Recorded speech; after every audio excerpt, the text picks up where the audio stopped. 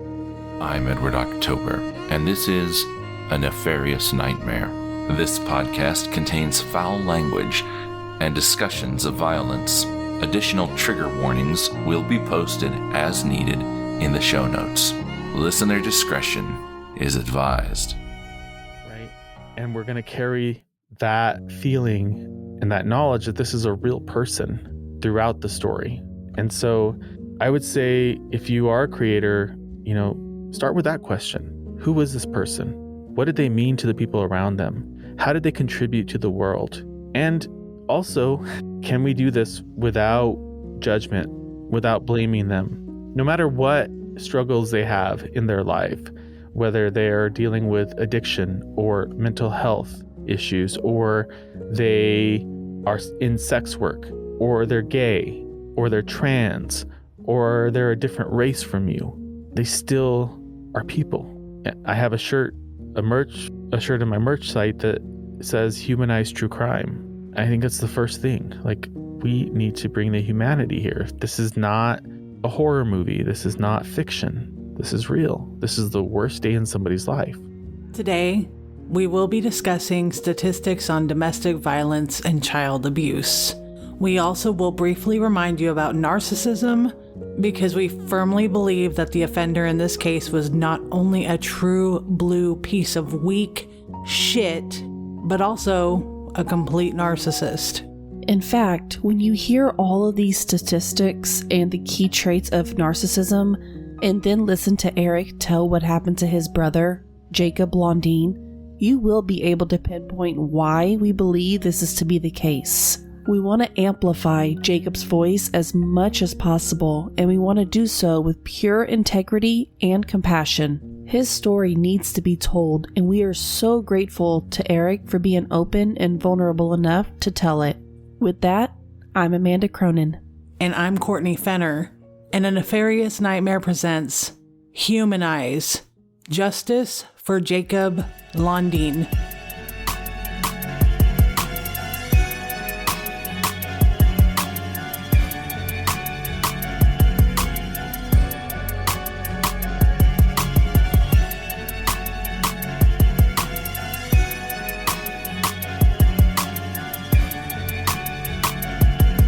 As we said in the beginning, we want to start with some statistics to give a better understanding of this entire episode. All of these statistics come directly from our source listed in the show notes. First, domestic violence statistics according to socialsolutions.com, more than 1 in 3 women, 35.6% to be exact, and more than 1 in 4 men, 28.5% in the U.S. will experience rape, physical violence, and or stalking by an intimate partner in their lifetime. Nearly 20 people per minute are physically abused by an intimate partner in the United States. During 1 year, this adds up to more than 10 million people. 1 in 4 women and 1 in 7 men have experienced severe physical violence by an intimate partner during their lifetime. Intimate partner violence accounts for 15% of all violent crimes. Worldwide, almost 1/3, 27% of women aged 15 to 49 years old who have been in a relationship report that they have been subjected to some form of physical and or sexual violence by their intimate partner. Most cases of domestic violence are never reported to the police. 1 in 15 children are exposed to intimate partner violence each year, and 90% of these children are eyewitnesses to this violence. 53% of battered women still involved with their perpetrator experienced self-blame for causing the violence. Child abuse. According to help.org, AmericanSPCC.org, and victimsofcrime.org, the United States, being one of the worst nations for child abuse, loses on average 5 children every day to child abuse and neglect. In 2019 alone, state agencies found over 656,000 victims of child maltreatment, but that only tells part of the story. This would pack 10 modern football stadiums. 90.6% of victims are maltreated by one or both parents.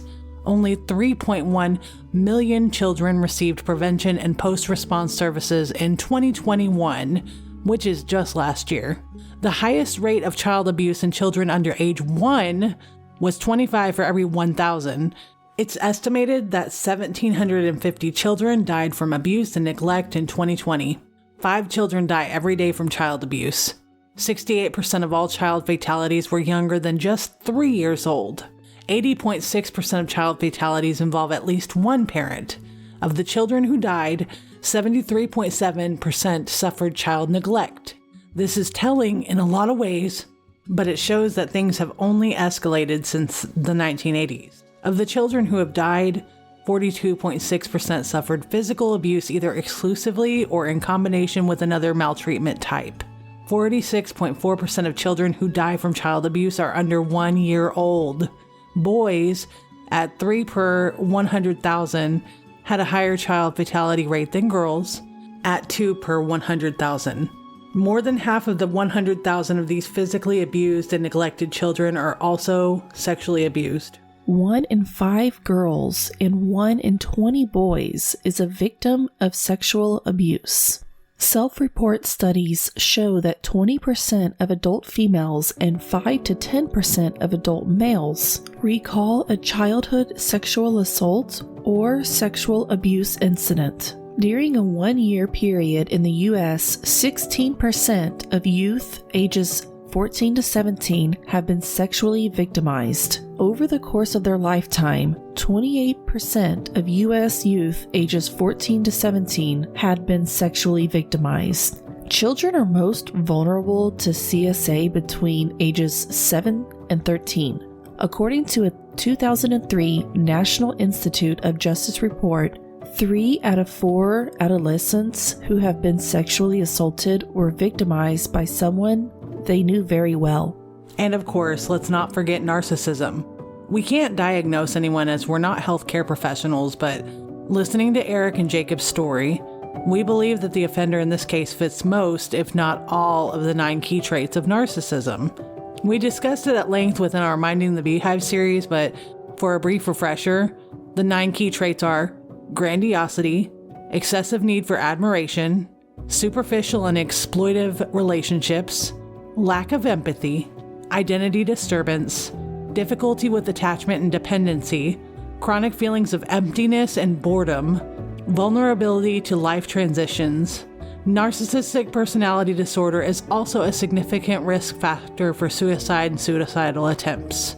Now, bear in mind, we do realize that not all narcissists are murderers or overtly bad people.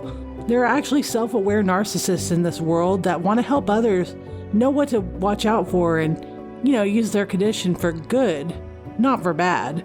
But, unfortunately, as with all conditions of mental health, there are flaws, and some have more flaws than others. In a study done by Louis B. Schlesinger, for example, serial homicide and narcissism are heavily linked and has been described as a psychopathological condition as early as 1886. It's a long and eye-opening article, and I will link that in the show notes, but I do encourage you all to read it.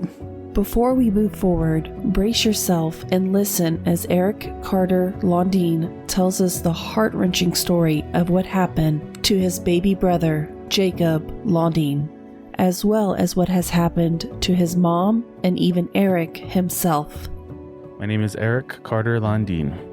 So my life is crazy right now. I have 2 podcasts that I do, True Consequences and Dos Pequeños. My hobbies, I like to garden. I like to cook. I used to do art when I had free time. I don't have free time anymore, so art doesn't get done. I used to crochet, but I don't have time to do that either, so I don't crochet. But I try to stay pretty busy. Obviously have 2 jobs, essentially. I have a day job and then the podcast. I don't know what else. I think that's pretty much it for that stuff. So the victim is Jacob Jeremiah Landin, my baby brother.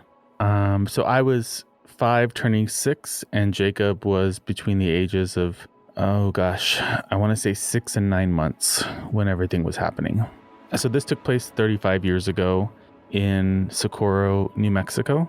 The abuse started probably about 3 months before Jacob died. So it was about 3 months for that time period, and then it continued beyond Jacob's death. Well, before Jacob was born, I prayed for him. I prayed for a sibling. My family was very religious. My dad was a Pentecostal evangelist, and so I prayed a lot, and I prayed for Jacob.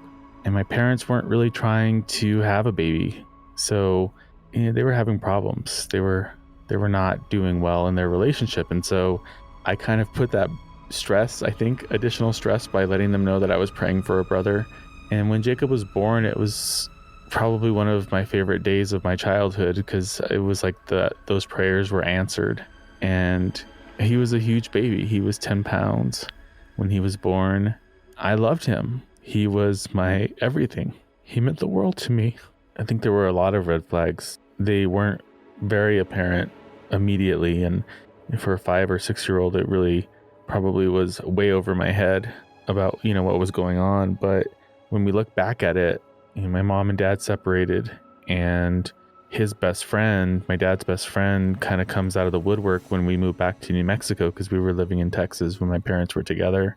And he starts to shower us with all of this love and attention and money, just all the stuff that we needed in that moment. My mom was in a vulnerable place.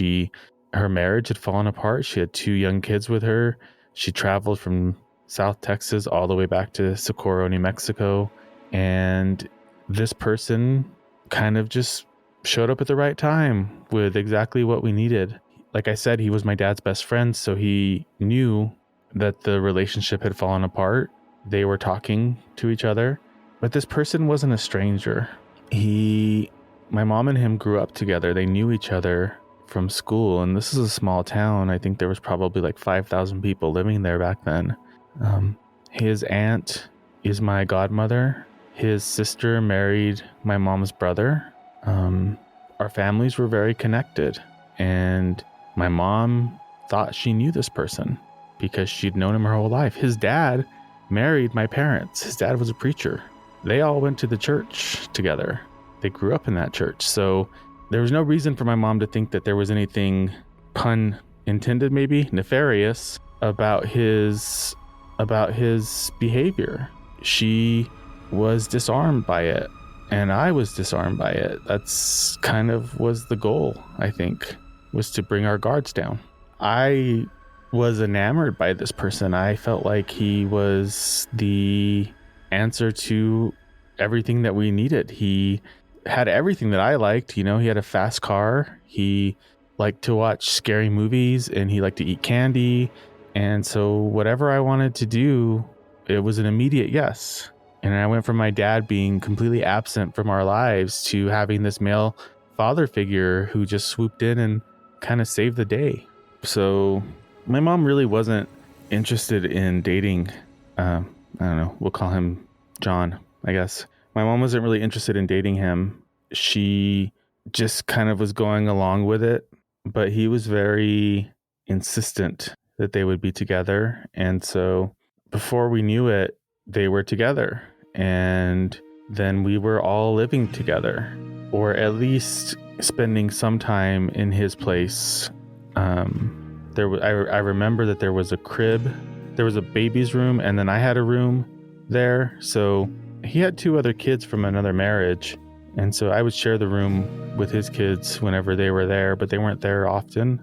So I guess I was living there. It seemed pretty quick. And then Jacob started to have injuries on his body that were unexplainable. And the thing about Jacob that I think is important to throw in here is that he was very fearless as a baby. He liked crazy stuff. He did crazy stuff, and he thought it was hilarious. So one of the things that he loved to do was, we had one of those wind-up baby swings, because this was the 80s, and it was really kind of I don't know, it seemed precarious just as it was without Jacob adding his craziness to it, but he did add his craziness to it. So when he would swing forward, he would grab the front legs of the swing, and then as it pulled him back, the whole swing would go back, and he would be lying on the ground laughing. He thought it was the funniest thing that ever happened. He would go into the kitchen and pull all of the drawers out, and there would be knives and forks showering around him, and he thought it was hilarious. He had no fear. And so these injuries started to happen, and my mom was concerned, I think. She was worried about it, but there wasn't anything severe enough to make her question if her boyfriend was doing anything bad. Until one day, Jacob had a skull fracture, and he had brain fluid that had to be drained out, and he had to wear a styrofoam helmet. And so the doctors actually said to my mom that this seemed like something pretty serious, and started to ask her questions about the home environment and about potential child abuse. And she was pretty much rattled by that, I think. And so she went home to confront her boyfriend and asked him what happened. And he told her that I was very jealous of Jacob and that I kicked Jacob in the head. And then more injuries started to happen. More weird things started to happen. There was sunflower seed shells in Jacob's crib and just a bunch of other stuff. And so my mom felt like she wasn't sure that I was hurting Jacob. I don't think she really thought that I was, but she felt like it was important to get me out of the situation. So she sent me to be with my dad in California, and the injuries continued with me gone. And so she asked him again about the skull fracture, and he told her that actually I didn't kick Jacob, but he had left me, a 6-year-old, alone with Jacob so he could drive his kids back to their mom, and that I had taken Jacob out of the crib and dropped him, and he fell on his head. But the thing about that was that, like, at that point, Jacob was probably 20 pounds, and I was lucky if I was 40 pounds. Like, I was very small. I was very petite. I wasn't very strong. And so in order to get Jacob out of the crib, I probably would have had to push a chair from the kitchen into the bedroom, stand over the crib, and then pick him up. Is it possible that I picked him up and dropped him? It's possible. It's possible. If I was left alone. But who leaves a 6-year-old alone with a 6-month-old baby? Like, that's not good parenting. It's negligent at best. And so I don't know if that really happened. But the injuries continued, and my mom really started to limit how much time Jacob was spending with John. And she basically made sure that somebody else was watching Jacob at all times whenever she was working. But on April 9th, 1987, my mom and John were going to go look at a trailer, a mobile home. And I actually talked to my mom about this a while back, and she really wasn't that interested in looking at the trailer, but she was going along with it because he was very insistent and, super excited. So he had worked this whole thing out because he knew my grandmother was going to go to church on Wednesday night, that, don't go get Jacob. Just tell your mom to drop him off over here. And this is different than I've told it in other podcasts because I just learned this. So he told her, just let your mom drop off Jacob here. That way we can go directly, once you get off of work, to the trailer because there's no electricity and we want to be able to see it in the daylight. And so my grandmother drops off Jacob, and my mom has this really bad feeling. She feels like something bad is happening. And so she asks her boss if she can leave early. She's working at the local grocery store. Her boss tells her no, it's about to be the dinner rush. So we need you here. It's going to be busy. And so she tried to keep herself busy in order to ignore those feelings. And the whole time she's like, has this sense of panic. And it had to have been like 30, 40 minutes later when John comes running into the grocery store in a panic, telling my mom that Jacob is not breathing and he's unconscious. And at the same time, there's an ambulance driving by really fast with its lights on. So Jacob's taken to the hospital in the ambulance. My mom and John get in the car and they go to the hospital, and the doctors there tell her that his injuries are so severe that he has to be airlifted 75 miles to Albuquerque to the University of New Mexico hospital.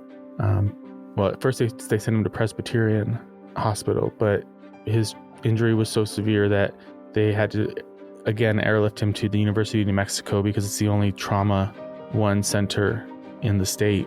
And Jacob was rushed into emergency brain surgery. He had a subdural hematoma. His brain was swelling and fluid built up in his lungs, and he didn't make it through surgery.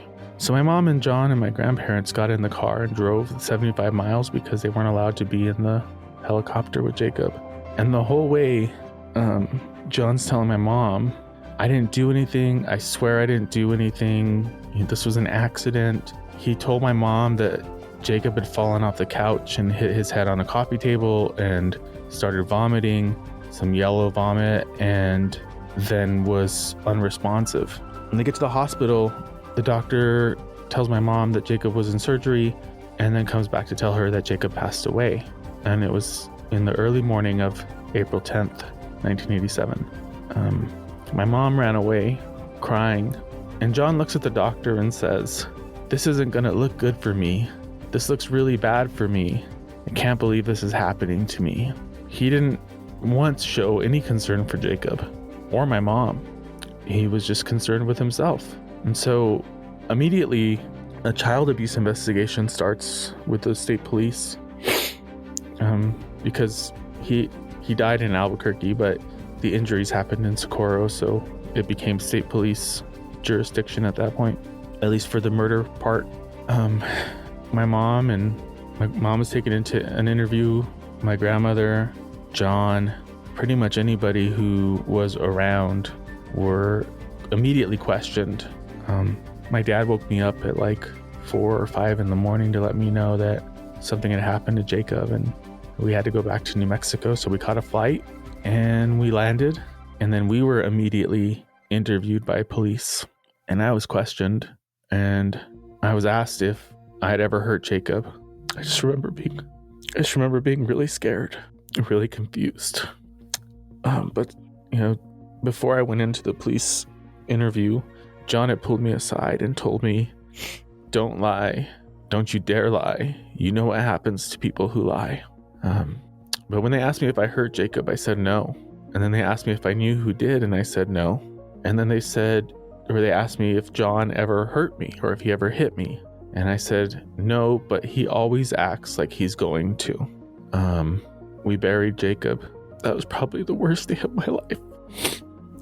I had no idea. That was my first experience with death. It's my baby brother.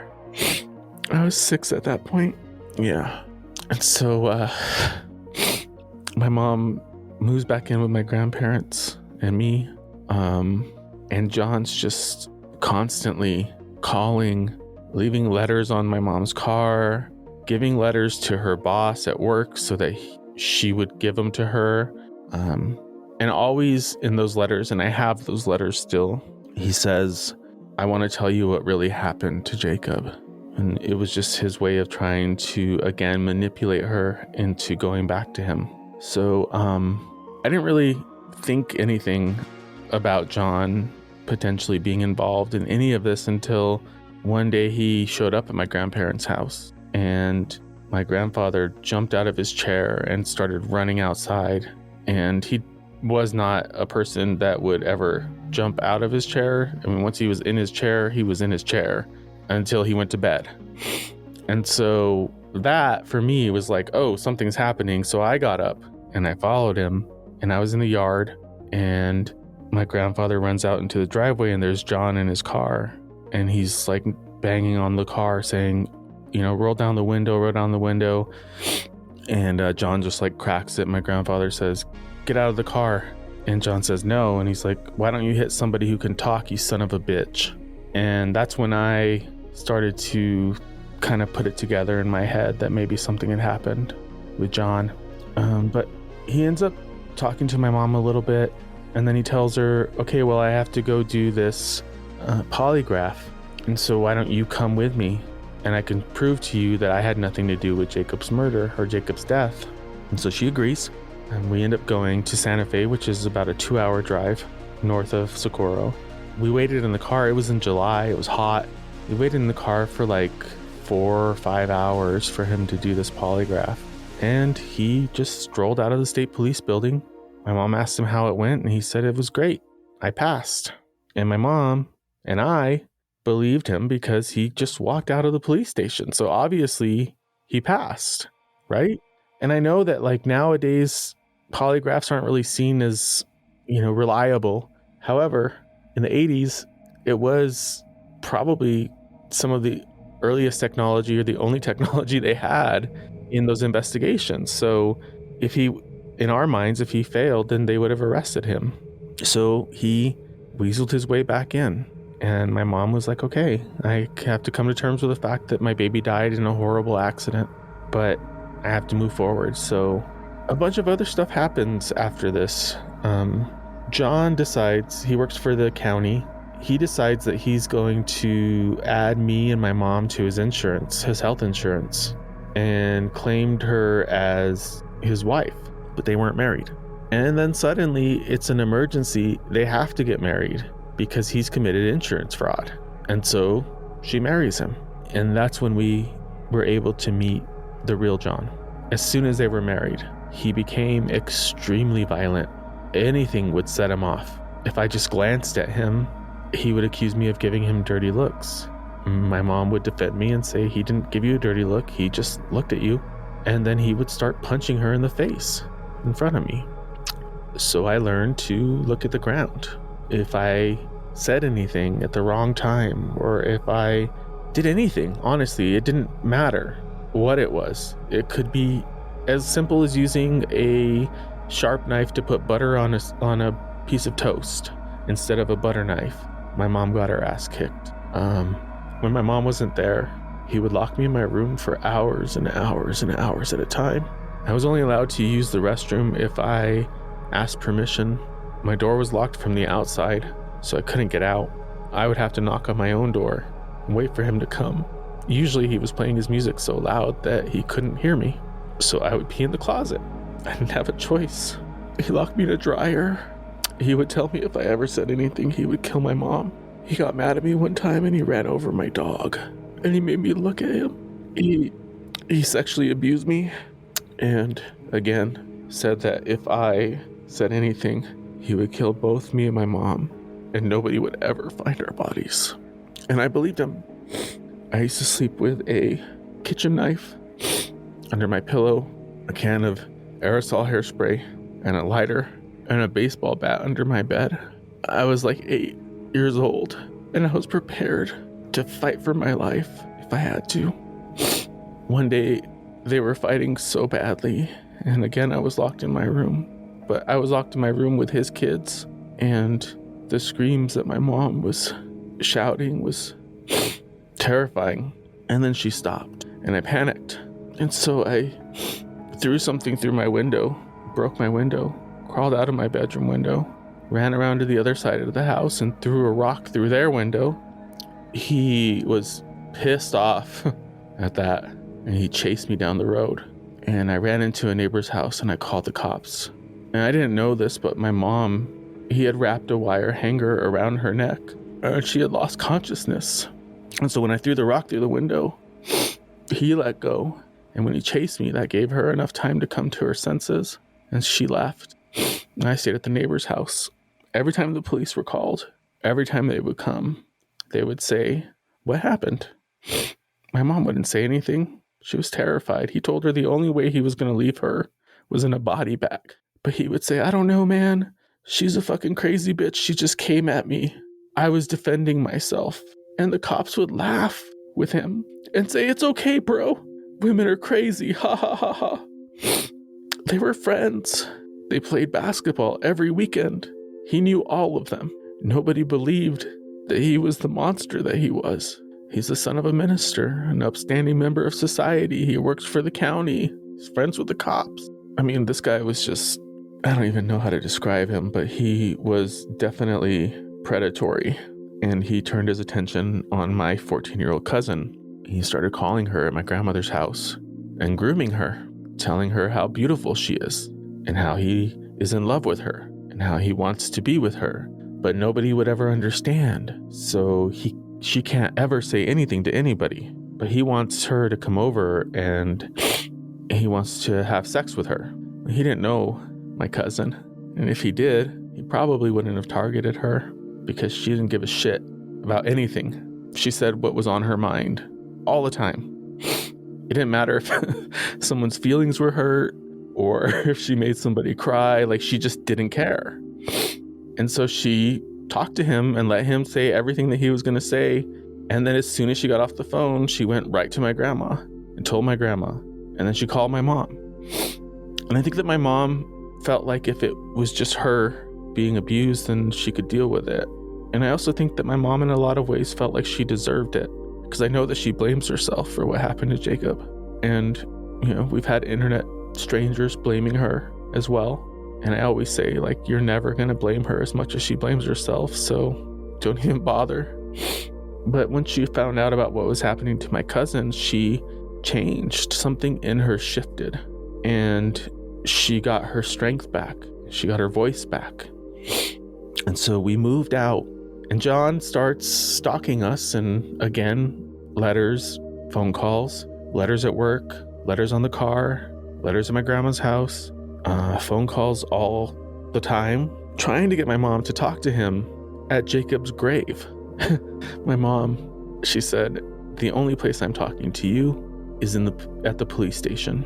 And so my grandmother lives up on a hill, and there's a couple of ways to get up the hill. One way takes you to the graveyard. The other way takes you downtown. Downtown is a strong word for this tiny town, but that's the best I could do. So John's coming up from the graveyard. My mom's coming down the hill, and she's going towards downtown. So he pulls next to her and he says, I want to talk to you. And she said, I already told you, if you want to talk to me, you're going to have to talk to me at the police station. My mom is in this huge lift kit monster truck, essentially. It was the early 90s at this point. It was like 91. Everybody had mullets, so just kind of picture that. So he thinks that he's going to be cool, and he's in this little 4-door Datsun, which is basically a Nissan, like a Nissan Sentra, but like the old school version of that. Tiny little car. And so he pulls out in front of the truck to try to stop her from going to the police station. And she pushes the gas pedal down and starts barreling towards him. And he freaks out. He pulls out just in time, and then he follows her to the police station. It's enough for me to just say that when they got there, my mom kicked his ass. Like, she physically kicked his ass. And she kept saying, she's only 14, you disgusting son of a bitch. Like, she was just, and the police were just standing there watching. They actually stepped out from the police station to stand in front of the building and watch my mom kick his ass, and didn't do anything, you know. And I'm not saying that I wanted my mom to get arrested, but I'm just making the point that this is how unwilling to do their jobs they were. So after the 4 years of torment and torture, we were convinced that John killed Jacob. When my mom was questioned by police, they asked her if she felt like her boyfriend could be capable of hurting Jacob intentionally. And she said, I don't think so. Because she didn't. For all the reasons that I said before. Because she grew up with him, because his sister was her sister-in-law, because his aunt was my godmother, because our families were very connected.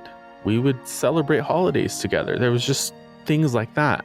So she didn't think he was capable of it. Nobody thought he was capable of that. When you meet this person, he is the most charismatic, friendly, kindest person you could ever meet.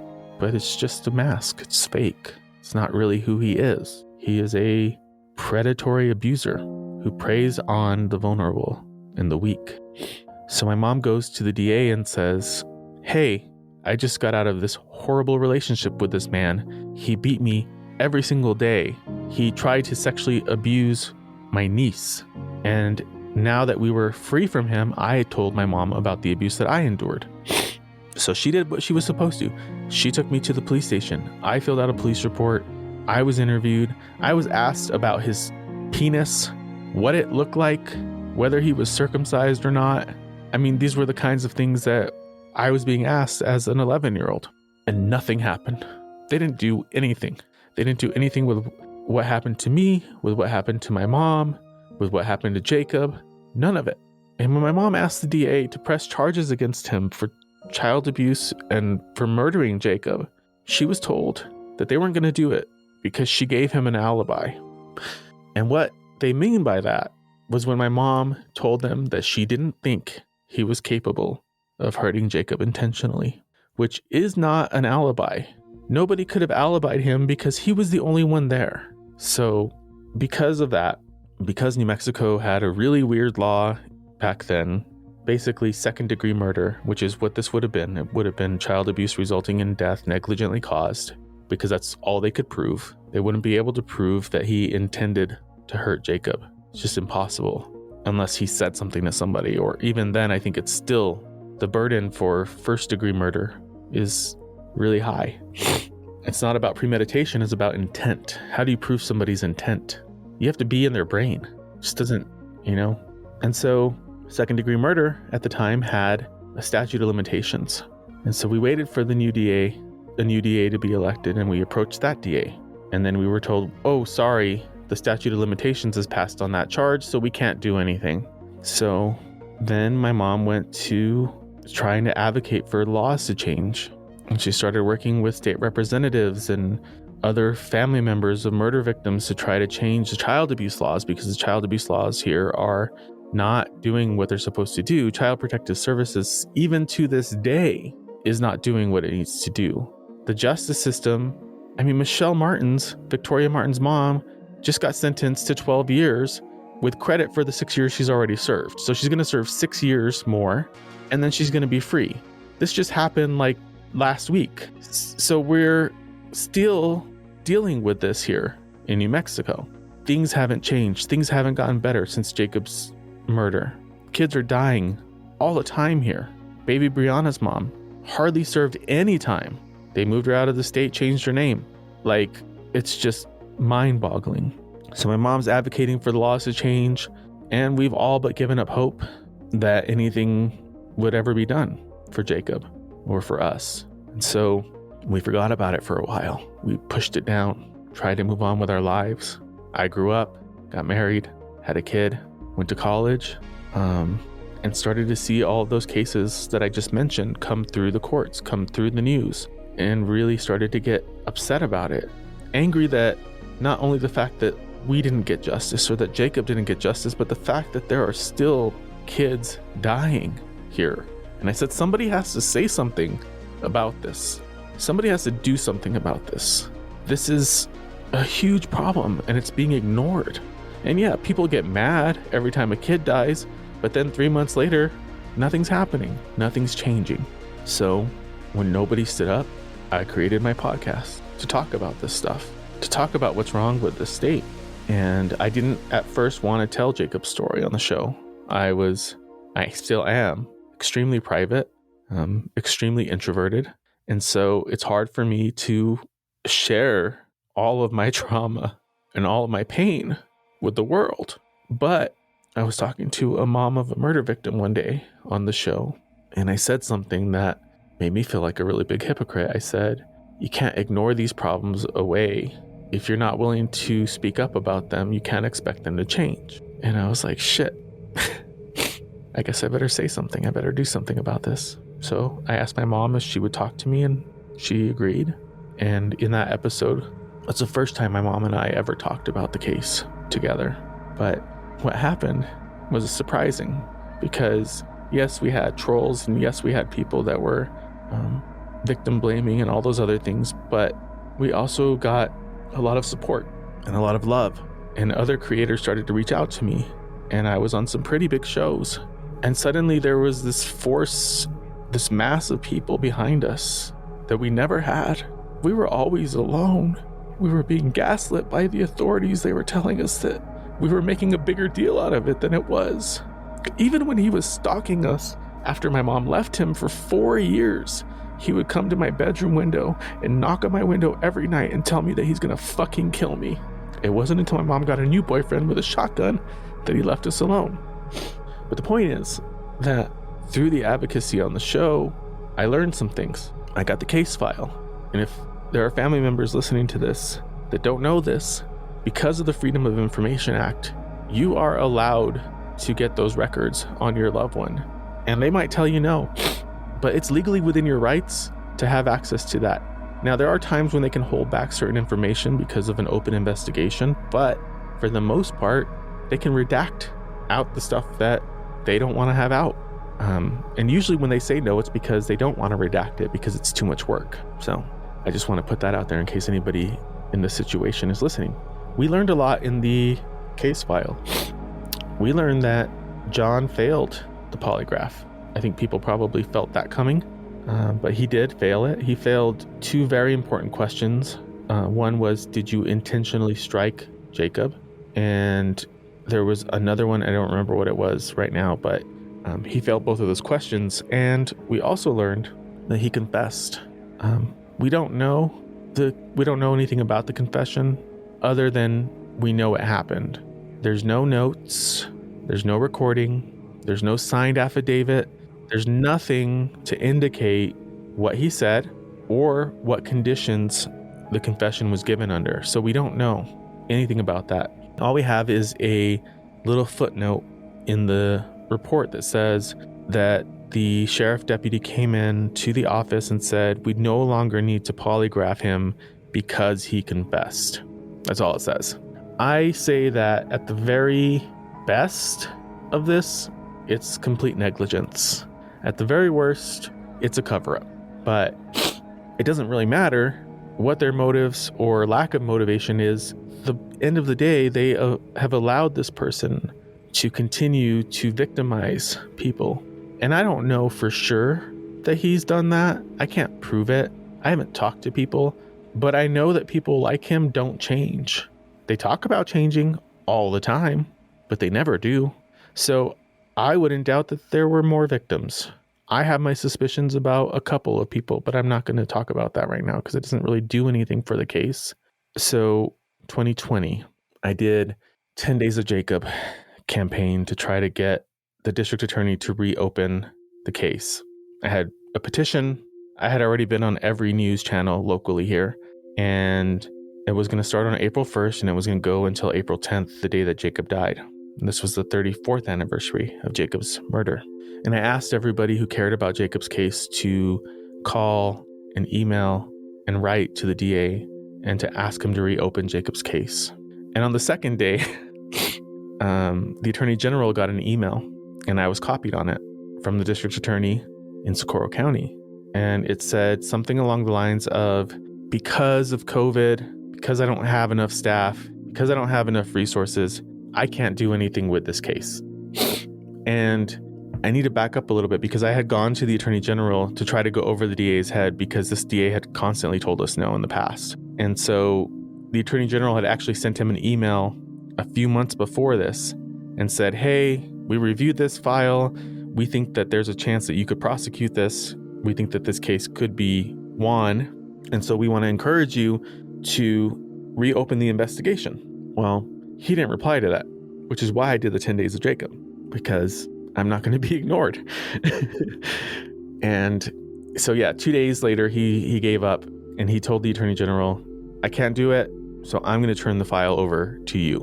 And that's really the only way the Attorney General could have stepped in on the case, is if the DA gave it to him, because he has no jurisdiction to do that. It's not really like a state level crime, so the Attorney General took it and reopened it in April of 2020. It's been 2 years now and really nothing has happened. I'm not surprised because the Attorney General he's got another 58 days in office before the next Attorney General takes over. And so that's why I've continued to talk about the cases, because when you're advocating for something like this, especially when it's this old, especially when a lot of the evidence is missing and it's just a Hail Mary at this point that we're going to get anything done, you have to make it politically unpopular sometimes for somebody like a district attorney or an attorney general to ignore you. And the way you do that is you tell everybody about what's happening, whoever will listen. That pressure can make somebody change their mind on how they're going to approach something. So in New Mexico and probably in other places, prosecutors have the autonomy to decide whether to prosecute a case or not. It can be based on anything. Honestly, it could be arbitrary. It could be, it's an election year and I don't think that I could win this, so I'm not going to prosecute it. It literally could be that, which is super frustrating, because if somebody's been murdered or sexually abused or physically abused, I'm sorry. I don't give a fuck about your career. I don't give a shit about your election. I don't care if you're in office next year. It doesn't matter to me. What's right is right and what's wrong is wrong. And so that pressure forces them to do the right thing. It sucks. It's a game. But if you want to get justice, you have to play it. You have to. You have to. Or hope that they will do the right thing. And from my experience, unless it benefits them, they're not interested in that. He's really good at getting people to believe him. He would drill us for hours sometimes. I remember one time my mom had gotten beat so bad and we were going to an Easter picnic and he lined us up, me, his kids, my mom, and we had to go through the story over and over and over and over again for hours until he felt like we were convincing enough to go to an Easter party and tell our family and friends that my mom had a motorcycle accident and that's why she's as beat up as she is. That's why I'm passionate about changing true crime. That's why I'm passionate about changing how we look at this stuff and how we talk about it. It's the worst period of my life, and it's on display for the whole world because I chose that. I get it. Some families don't get a choice. Some families have their stories plastered all over the internet without their input. Their voices get left out. But yet when we start to speak up about it, people want to shut us down and tell us to shut up, that we're being too sensitive, that we're too emotional. It's not a movie. It's not a play. This is real life. And God forbid anybody else has to go through this. Yes, I'm emotional. So what? What's wrong with being emotional? This is some messed up stuff that happened. So this is why I get fired up. This is why I pop off on Twitter, because it matters. And I've made mistakes, in my podcast, and there's things that I've said and done that I would do differently, but it's not about being perfect. It's about being willing to learn and to grow and to try to be better. That's it. That's all you can do. Do your best. I think you're either helping victims or you're not. And it's just as simple as that. Well, and I take all of this pain and, all of this, and I channel it into something productive. And I get to look across my desk here and say, I may not know exactly what it feels like to be in your shoes, but I know what it's like to fight for justice for somebody you love, and you're not alone. And that feels really good, because I wish somebody would have been there for us to do that with us. There's a lot of shows, there's a lot of TV shows, true crime, that claim to be victim focused. And I would challenge any content creator to really think long and hard about that when they say that. Like, what does that mean? What does that look like? For me, when I say that I'm victim focused, it means that every advocacy related episode that I do, the first thing you're going to hear is who this person was and what they meant to the people around them. That's the first thing you're going to hear every single time. There's no question that this is about the victim. We're starting with the victim, right? And we're going to carry that feeling and that knowledge that this is a real person throughout the story. And so I would say, if you are a creator, start with that question. Who was this person? What did they mean to the people around them? How did they contribute to the world? And also, can we do this without judgment, without blaming them? No matter what struggles they have in their life, whether they are dealing with addiction or mental health issues, or they are in sex work, or they're gay, or they're trans, or they're a different race from you, they still are people. I have a shirt in my merch site that says Humanize true crime. I think it's the first thing. Like, we need to bring the humanity here. This is not a horror movie. This is not fiction. This is real. This is the worst day in somebody's life. And then I think the most important question is, how can my listeners, how can my viewers help you? How can we help you? What can we do to make an impact in your case? What do you need? Do you need a GoFundMe to put on social media? Do you need tips to be called in? What do you need? How can I help?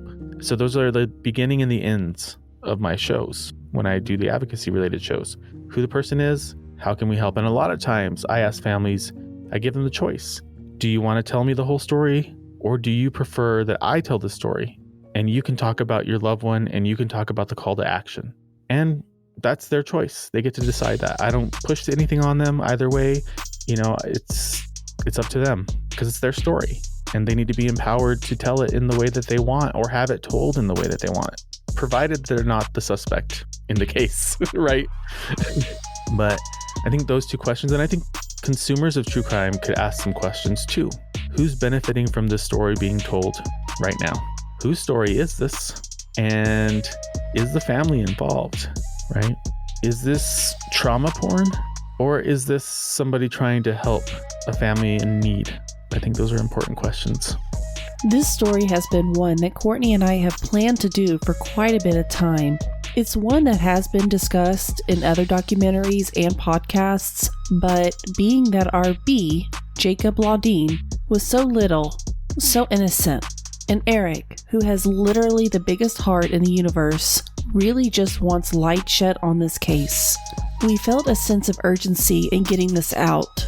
It's definitely heartbreaking because neither of us as mothers can imagine why anyone would feel the need to take the life of such a sweet soul. Even if it were an accident, there is no reason, no excuse to take a small child's life. None.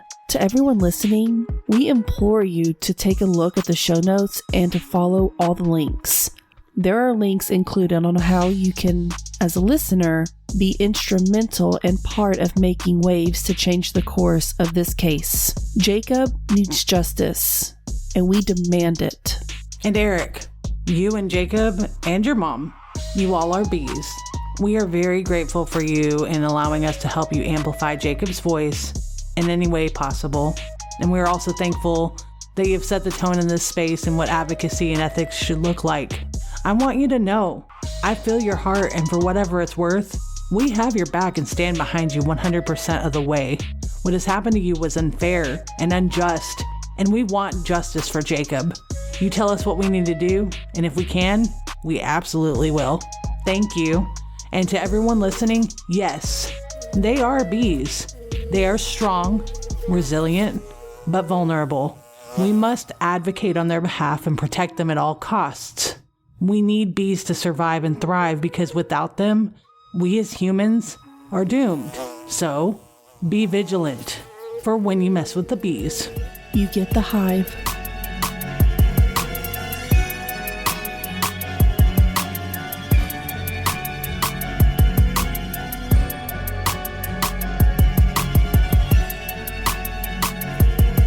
Thank you for listening to A Nefarious Nightmare. Original intro music by Ghost Stories Incorporated. Remixed by Ryan RCX Murphy. Additional music provided by Epidemic Sound. This podcast was researched, scripted, and produced by Amanda Cronin and Courtney Finner. A Nefarious Nightmare is a Cloud 10 iHeart podcast. Managed by A Nefarious Nightmare, Sim Sarna, and Jamie Rice of Murderish and Dirty Money Moves. Thank you again for listening, and be vigilant.